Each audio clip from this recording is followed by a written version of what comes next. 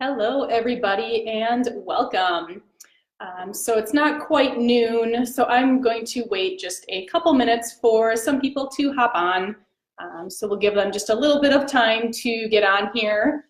I had 40 registrations for the event and a ton more interested, so we'll give them a little bit of time to get situated and over to our page here. And I knew this would be a popular event just because, well, number one, talking to all the parents I see in my office, ear infections come up a lot. But also just talking to other moms out in the community, it can be a big problem for a lot of them. So I'm happy to share the information with you. While I'm waiting just a little bit, I will go ahead and just share a couple stories that I've had in my office lately. I'll wait for everyone else to get going here. So actually, yesterday, I saw a pregnant woman who was actually her due date yesterday. She came in to see me first just about a couple months ago. Initially, she had a lot of pain, right, kind of wrapping around in her rib cage area. And she knew that wasn't something she wanted to be dealing with the rest of her pregnancy. So we got her assessed and we started a care plan, and she is doing fantastic now. She is, ready to take on the birth of her child here any day now. And I can't wait to have her bring in her little guy once he is born, just to make sure that his body is working well from the start. So I am anticipating the arrival of a little baby here any day now to come on in, and I can't wait. Another story I'd like to share is about actually a 5-year-old boy who mom actually brought him in initially for sensory processing disorder. She had been to another workshop of mine regarding that topic, and what I found out in the history is that he had a history of chronic ear infections. So he had multiple rounds of ear infections with antibiotics. They just kept coming back, and so eventually he actually had the ear tube surgery and had ear tubes put in. He still tended to have issues with that. And that's actually one thing I see frequently, is that ear infections, especially chronic ones, can be the predecessor to actually a kind of a bigger challenge in the future. And we'll dive into that a little bit more as we go.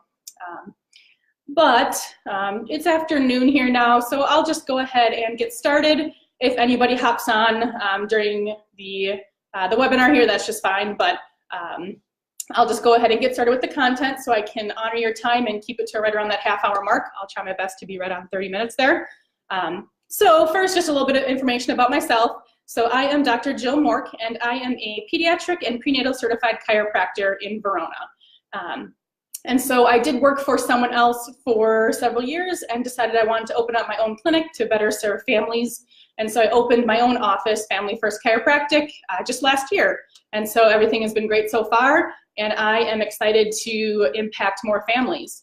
And really my passion and my mission is to empower families so they can take control of their health by being educated and confident in their healthcare decisions. So I love seeing parents not just understand what's going on with their kids, which helps grow their confidence, but really to be able to help their kids function better or adapt better. And that way they can go through life being happy and healthy. And when I see kids getting healthier and functioning and adapting better, I get to see the confidence in their parents grow.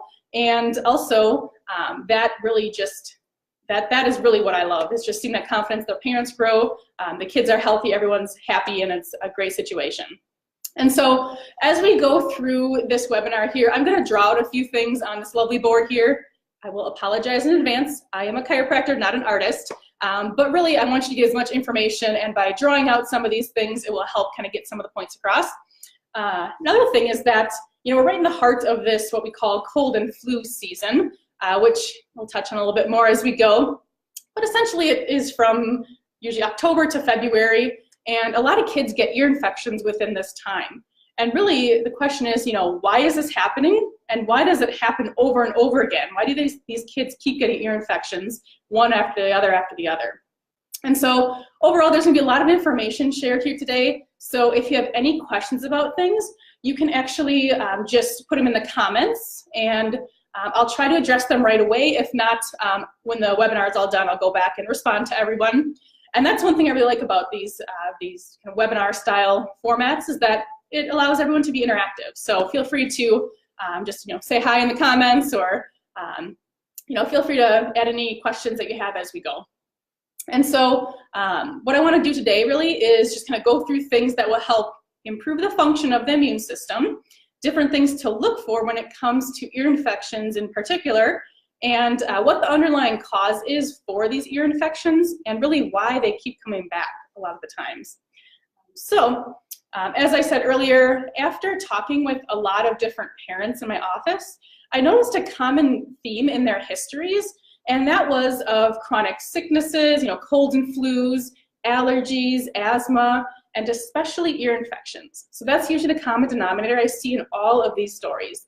And so all of these symptoms tend to be the predecessor to a later diagnosis that might be more severe. So things like neurodevelopmental challenges, that would include like sensory processing disorder, ADHD, anxiety, even things as severe as autism spectrum disorders. And so really what I hear a lot is that parents oftentimes tell me that they wish they knew this information so much sooner, so that obviously their kids didn't have to suffer or struggle. Maybe they wouldn't have to have an unnecessary surgery or be put on different drugs throughout their young lives. And so my intention, as always with any of these webinars, any of the information or content I share, really any of my videos, in-office workshops, it's really just to make sure that I'm sharing this information with as many people as possible, and really to make it as accessible as possible, which is why I like to do this in a webinar format, so that you can watch from the comfort of your own home, or maybe on your lunch break at the office. And really I just want to share with you guys what I know, so that it allows you to make more empowered and informed decisions for the health of your family. And so with that being said, let's go ahead and get started with today's information about ear infections. And so like I mentioned, a lot of kids I see in my office have a history of chronic sicknesses, and most commonly ear infections. And what's interesting too is that when I talk to a lot of parents, they say, oh yeah, my kid only had 2 or 3 ear infections. That's just normal, right? It's a normal thing they go through. They grew out of it, so it's no big deal. And so unfortunately, it is a common thing that happens, but just because it's common does not mean that it's normal. And so, that doesn't mean it's okay to accept, right? So really, I hope this webinar will shed some light on why your kiddo may be dealing with ear infections, why chronic ear infections and chronic sicknesses sometimes go hand in hand, and then why antibiotics often don't work, can sometimes lead to even more health challenges in the future, and how you can support your kid to overcome these chronic ear infections and immune challenges naturally. So ear infections are actually the most common reason for parents to take their kid to an ER, urgent care, or a pediatrician's office. And so really with that too, is that it's been shown that at least 80% of all children will get at least 1 ear infection by the time that they are 2 years old. And so again, most of those are actually recurring ear infections too, so it's not just one, but it's multiple rounds of these ear infections. And there are a few different types of ear infections, but what we'll be focusing on today is what's called otitis media. And that's where fluid builds up in the ear canal, it doesn't drain properly, and then it becomes infected. So that middle ear infection, that's the most common one that we're seeing in all of these kids. And so what I did is I looked at different reasons why ear infections might happen. And this is really what people will see when they research this subject. So number one, they say, okay, well, there's smaller ear canals in kids than adults. And while, yes, that is a true statement, you have to think about it though. Everything in a kid is smaller than an adult.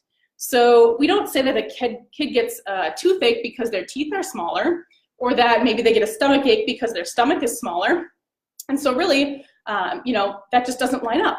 If a child is truly healthy and can adapt and function properly, they should be able to deal with the small amount of fluid that could potentially build up in the ear canals. And so another thing that comes up is that ear canals, or eustachian tubes is the kind of fancy medical term for it, is that those ear canals are more horizontal. And so in adults, those ear canals are more vertical, and then in kids, they actually are more horizontal. But they were designed that way for a reason. So kids, especially babies, they're not sitting up all the time. So they don't need those vertical ear canals. They don't eat in place sitting up when they're little. They're mostly laying down, especially in those early phases, and there's a reason for that. But when we have added stress in there, it's not going to function like it should, and really we'll talk more about that later. But there is a reason, that those ear canals are more horizontal rather than vertical in kids. And so most often, these middle ear infections are caused by suppressed immunity. So again, we're in the heart of cold and flu season here in Wisconsin, which goes hand in hand with ear infections. And there tends to be a lot of talk right now about germs, and people do everything in their power to prevent exposure to these germs. And so I actually want to shed some light on this topic. This actually stems from the germ theory, which has been totally debunked. And so what the germ theory says is that after you get exposed to some kind of germ, bug, virus, some kind of bad guy, the germ theory says that after exposure, you will likely get sick because of that exposure. So just think about that for a second. If that were the case, why isn't everyone sick at the same time together, at the same rate, by the same kind of bug? Why isn't the whole class sick at once? Why isn't maybe your child's sibling sick? Or why aren't you sick as mom and dad? And why is it always the same kid in the class or in your family that always seems to get sick? And not just once, but all the time. So actually, it doesn't have much to do with the germ or the bug itself, but rather the susceptibility and your immune system's ability to fight off that exposure. And so to go back to our discussion more about the immune system and ear infections, I'm going to draw a little picture here to start with. And I apologize in advance. Sometimes Facebook likes to kind of flip the images, so it might be backwards to you. So hopefully you can still read it. But what we have is we have three major systems in the body. And we have the nervous system. So we'll just say NS for nervous system. So that actually controls and coordinates all functions of the body. We also have the endocrine system, so we'll say endo here. And that's really your hormonal system, which in kids, it doesn't really come into effect much just because they haven't gone through puberty and don't have all those hormones circulating quite as much as adults. But what we're really talking about here today is the immune system. So that's the other system here. And so again, the nervous system controls all systems of the body. So the nervous system controls all of these. However, you may have heard this before that the 70% of your immune system resides in your gut. And so we have 70% here, and that is your gut. And then the other 30% is actually under direct control of that nervous system. So, with going back to the gut here, so the gut flora is the good bacteria that resides in your gut, and you can do things that either help promote that or that actually kill off those good bugs in your gut. And that is the big reason why antibiotics should only be used sparingly, especially in kids with ear infections. So you see, antibiotics, they kill off all the bacteria in the gut. So it can't just selectively kill off the bad ones. So unfortunately, it just kind of wipes out that whole gut. So say goodbye to 70% of that immune function. And so if 70% of the immune system is controlled by the gut, you better have a rockin' nervous system to pick up the slack. But that's why, especially after several rounds of antibiotics, your immune system becomes suppressed, which leads to chronic sickness and immune challenges, including recurrent ear infections. So, like I said, the other 30% is directly controlled by the nervous system. So when the body is stressed, it diminishes that function of the nervous system. And so, therefore, the immune system doesn't work as well. And so when we have that, an increased stress, we have increased sickness. So I'll just put that down here. So think about anytime you're stressed, you have a higher likelihood of getting sick. And really, you might be able to relate to this, like if you remember maybe in college or even high school when you were preparing for finals week or a big test or presentation. So usually either the week of the big event or the week after, you might have gotten sick. And that's because that nervous system was stressed. So let's talk about stress in kids, because that might be a foreign concept to you. So you might be thinking, well, what stress does a 2-year-old have, or what stress does a 5-year-old have, or even a little baby? You know, how can they be stressed? What do you mean stress? And so there are 3 types of stress that we go through: physical stress, chemical stress, and emotional stress. So physical stress, some examples would that be the #1 thing that I actually see is the birth process itself. So birth is hard on both mom and baby, no matter how that baby was born. And so, you know, imagine being squeezed through, you know, a small opening or being pulled through an incision. That puts a lot of physical stress on the baby. Usually it's mostly in that kind of upper head neck area, but even any kind of birth intervention that can stress baby too. So things like induction, maybe the cords wrapped around the neck, if there's shoulder dystocia, if you're familiar with that term, all of those are different physical stresses to baby. And some of it may be kind of, you know, say, you might have been told that, you know, it's more kind of a normal thing. But again, what's common versus normal is a big thing that kind of goes throughout all these different health topics. So besides, you know, birth itself, you know, as kids grow older into toddlers, as they learn to walk, you know, how many times does a kid fall down in just one day when they learn to walk? All of that kind of physical pounding, it adds up. You know, kids bonk their heads on things all the time. As kids get even older, they, you know, are into different sports, whether they're, you know, contact or not. There's always going to be physical stress when it comes to that. As far as chemical stress, the biggest chemical stress that we see is actually nutrition, so our daily diets. And we all know toddlers sometimes can be a little difficult when it comes to, you know, eating what you want them to eat, but especially excess dairy and sugar. And coming back around to that, you know, flu season thing we touched on a couple times. And so really, a lot of times with this flu season, it's the season of increased sugar in the body. And so, you know, start with October when you have Halloween, all the way through Thanksgiving, you know, Christmas, the holidays there. Sugar just floods the system and our environment. And so it overloads that nervous system, and that lowers immunity.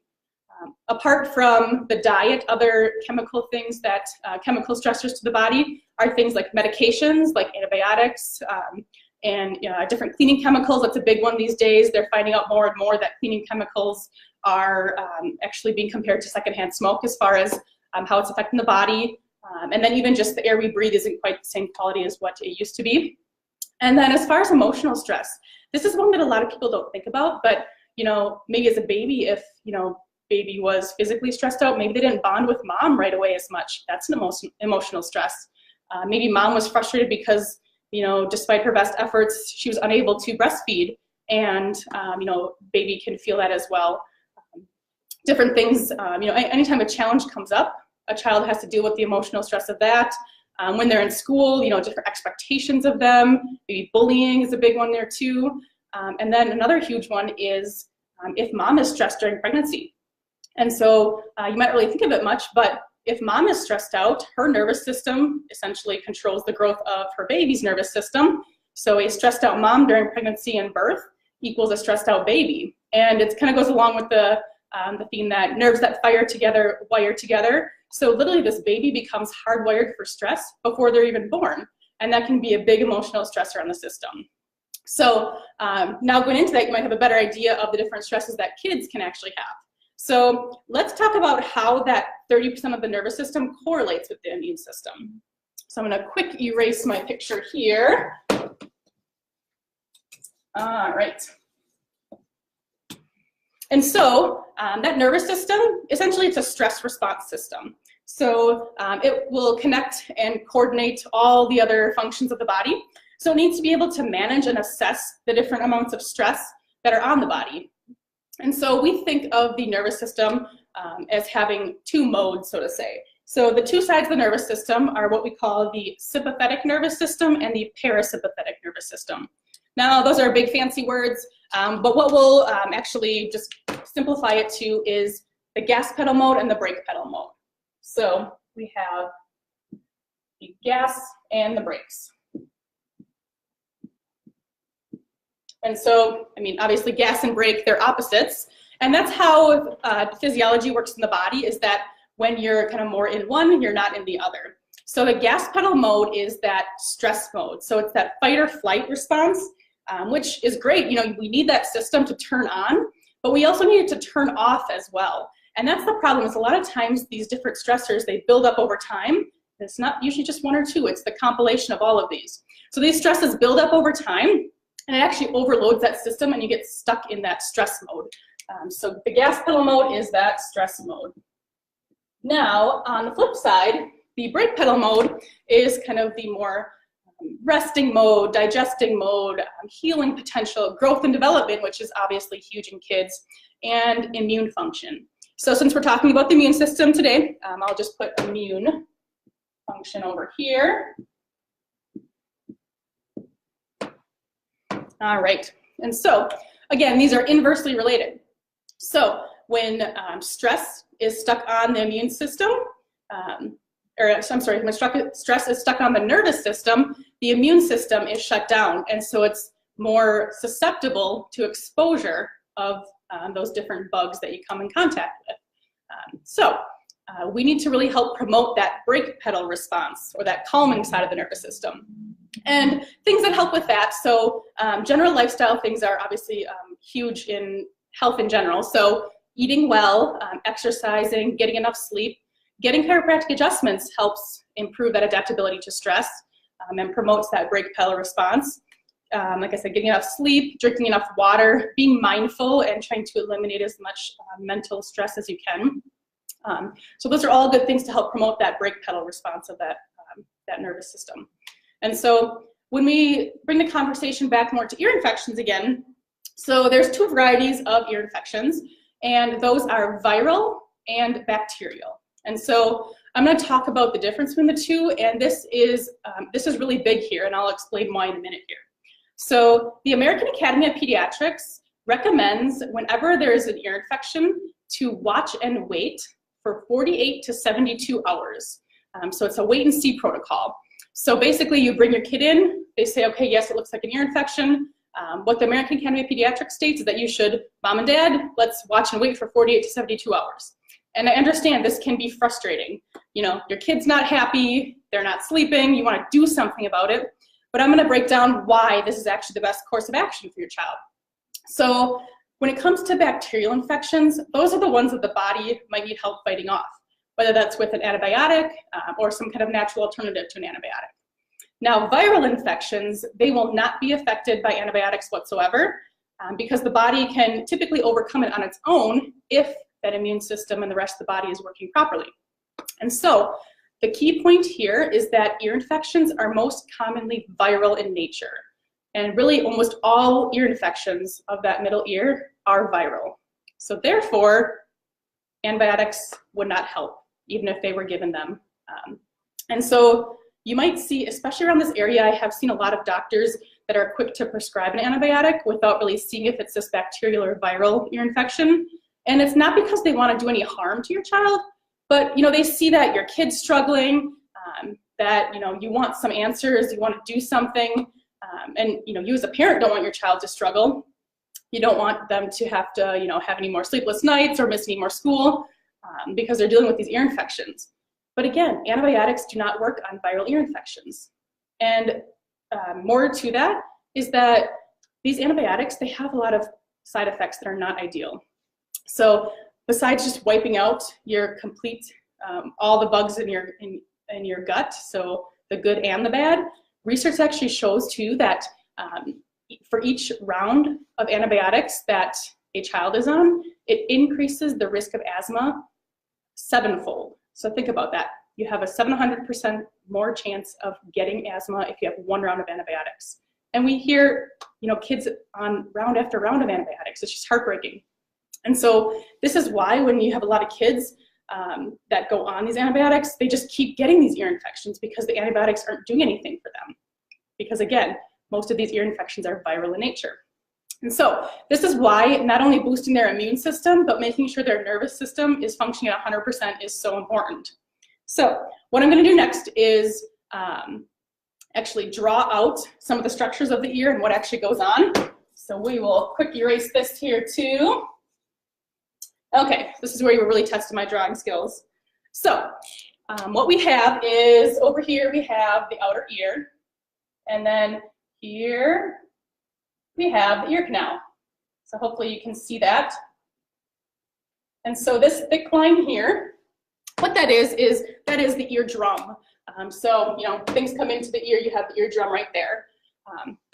And so we have the middle ear, which is right behind the eardrum, and that's where those ear infections happen, in that middle ear canal. So what you actually have back behind the eardrum is a tiny muscle. It's called the tensor villi palatini muscle.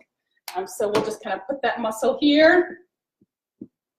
And so that muscle is in charge of actually massaging and squeezing the fluid out of the ear canal.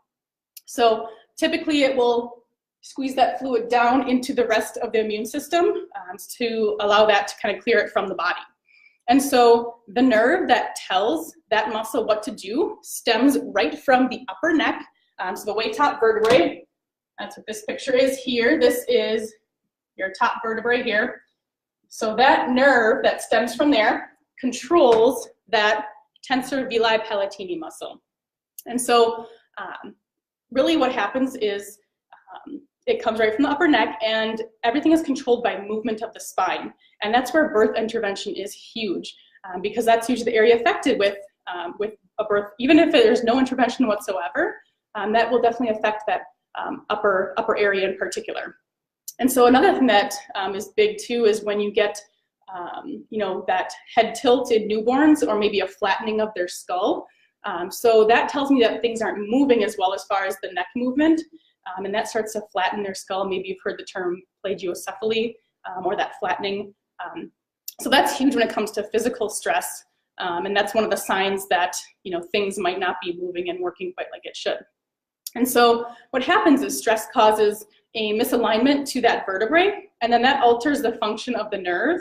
And so when that nerve communicates to that little muscle behind the ear, it changes the muscle tone. So it makes that ear canal more narrow.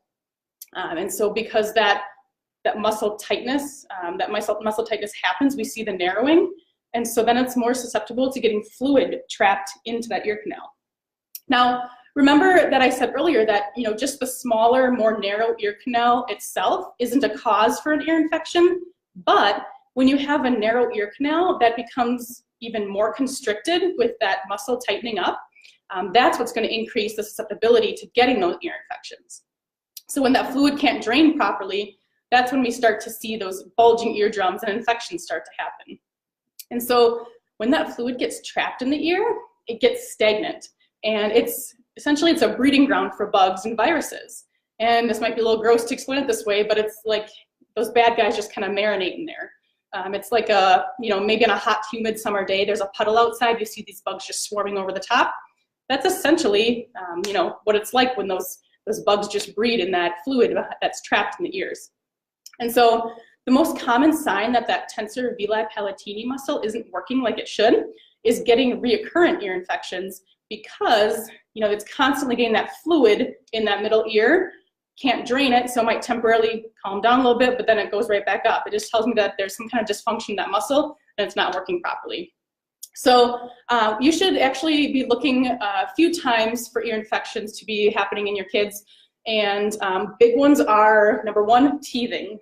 Anytime there's teething going on, that has the chance to, that increases more fluid in the body. So fluid is there in the more fluid in the mouth to wash away different things. But that fluid in the area can be a time where kids could be more susceptible to ear infections. So anytime there's an issue with congestion, so things like sinus infections, that's a time to be watching for these ear infections. So the ears, the nose, the throat, they're all connected. So anytime there's more fluid in one area, there's going to be more fluid in all of them. And then finally, another thing to watch out for is any kind of pulling or tugging on the ears. That's usually meaning that something's feeling kind of off to the child. Typically, it's kind of in the early stages of the ear infection. Maybe if they're coughing or even yawning or opening their mouth more, they're trying to get that fluid to drain by doing that. And just if they're fighting a cold in general. Those are all times that you should kind of watch out for those ear infections. And so I know we're getting close to half an hour here. I'm going to be going just a little bit over, so hopefully you can stay on. If not, the replay will be up here shortly, so you can just view it anytime. So we're gonna get into the action steps really quick here. But one thing I wanna talk a little bit about is ear tubes, because that is a big thing, and we see a lot around here is that doctors are recommending ear tubes. And so essentially what a ear tube is, it's a tiny little metal piece that's put right in the eardrum. And so if you can see it, that's what an ear tube is. It's just a little tiny metal piece inserted in there. And so what that does is it helps to promote the drainage of that fluid. And so really it's like a negative pressure system there too. So if you ever drink out of maybe like a bottle of water, you put your whole mouth over the opening and you start drinking, and all of a sudden you can't get any more out. But then either if you would poke a hole in it, or if you would let a little bit of air in, then all of a sudden the fluid comes down in. That's essentially what the ear tube is doing. It's creating this negative pressure system, allows the fluid to drain. Which, I mean, it does allow the fluid to drain, yes, but it also makes it drain at a much faster rate than what the body would do it on its own. And so we typically see this ear tube surgery in like the 2 to 4-year-old range, and it tends to be really common in that age range. And again, think about common versus normal. It's not normal to get these things to be done, but it is very common, unfortunately. And so remember that fluid, it has to drain somehow. And when we put something foreign into the body, it's forcing the drainage to happen, and it's doing so at a much faster rate than what the body would do on its own. So if it's not draining directly out the external part of the ear, then what it'll do is it will send that fluid down into the rest of the body to the next line of defense of the immune system. And so remember too that it's an overload of this stagnant fluid that's all full of bugs, and it's being forced to drain all at once with this ear tube surgery. And so I'm going to draw out the rest of the path of some of the immune system areas, and this actually might be an aha moment for some of you guys as to why maybe your kid might be having other challenges after these ear tubes were placed. So bring this down here. All right. Somebody might be hopping on right now and be like, what the heck is she drawing right now? Well, we'll explain it in just a minute here. And again, remember, I am not an artist whatsoever. All right, so hopefully you can tell, but so this is one of the ear canals. The other ear canal will be coming in over here. And right here we have the tonsils in the throat. So the tonsils and adenoids are the next step of the immune system. And then down here, we actually have the lungs. And so, when we have this fluid that's draining quickly from the ear tubes, that will drain down the throat, and then those tonsils and adenoids become overloaded. And so when they drain into there, we actually see kids, maybe that 2 to 4-year-old has a lot of ear infections. When they get to be 5, 6, 7, we actually see a lot of kids that have those chronically swollen tonsils and adenoids. They're inflamed all the time. Maybe they have strep throat often. Maybe they have a chronic sore throat. And then the doctor will say, okay, well, we need to take out those tonsils and adenoids. You guys, the body parts are in there for a reason. It's a huge line of defense of the immune system. Now, in certain cases, obviously, yes, things are necessary in certain situations, but it's really important that you understand how all of this works. So really what happens is that, we see those tonsils and adenoids being removed, and so then another part of the immune system is bypassed. So then the fluid will drain directly into those lungs. Then we see those kids that are like, 7, 8, 9, 10, they get a lot of these respiratory issues. So like chronic respiratory issues and bronchitis and then asthma. And so also it's a foreign object, that ear tube, it's a foreign object being put into the body. And so anytime that happens, there'll be some scar tissue that forms. And over time, scar tissue can lead to hearing loss, or maybe even just hearing difficulty. And with that along comes speech challenges. And then that can be kind of one of the predecessors, again, to some of those neurodevelopmental disorders, so things like ADHD, sensory processing disorder, and anxiety. And so really, superficially, ear infections seem pretty harmless, but what you can see here is that, the effect, it can change so many different things in the future if you don't get down to the root cause. And you see there's a lot at stake. So make sure the immune system is resilient to help fight off ear infections, or better yet, even prevent them in the first place. So there are a lot of options to boost the immune system. I'm not going to cover them here, but if you have questions about that, shoot me a message and I'd be happy to answer that. But most importantly, you have to make sure your kid's nervous system is checked by a trained pediatric chiropractor. Now, there are a lot of chiropractors that will see kids, but you really need to find someone who has the expertise to work with kids, who has extra training, who really knows what to look for. And then another thing, at my office, we use state-of-the-art nervous system scans. So that detects stress on the nervous system, whether a symptom is present or not. So it's a very objective test to see what's going on. And I actually have an example here. This was, I believe, like a 3 or 4-year-old kiddo. And so what you're looking at here is a scan of that nervous system. And you don't really need to know much about it, except we see the red bars. We see one way up top there. So red means severe stress in the nervous system. And so there's severe stress way up top. And again, remember that top vertebrae controls that muscle that is in the ear canal. There's also severe stress in a different area of the neck too. So this kiddo is not functioning like they should. And so this allows us to objectively see what's going on so we can come up with a plan to help get them back to where they should be. And so if you're local to the Madison area, I would be honored to help your family. Maybe you're watching from somewhere else, since this is an online broadcast. I do have connections in many other areas of the country, so feel free to reach out and let me know if you want me to help you find someone in your area, because I do have a good network to refer you to. And so if all this information made sense to you and that you feel like chiropractic might be the missing link and is something that could help your kids, please reach out to me. We can set up some time to chat to see if chiropractic can help your family. And also, feel free to share this video so that other families who are struggling can get more information and be more empowered to make healthcare decisions for their family moving forward. So I will be doing more webinars on different topics throughout the year. So feel free to like my Facebook page, and then you will have access to all of those. But again, thanks again for tuning in, and I hope you learned some information that you've never heard before. And then if you need to reach out, my contact information is on the Facebook page. Feel free to call, message, email, whatever you prefer, and I'd be happy to help you out. Thanks a lot, guys, and I hope you have a great rest of the day.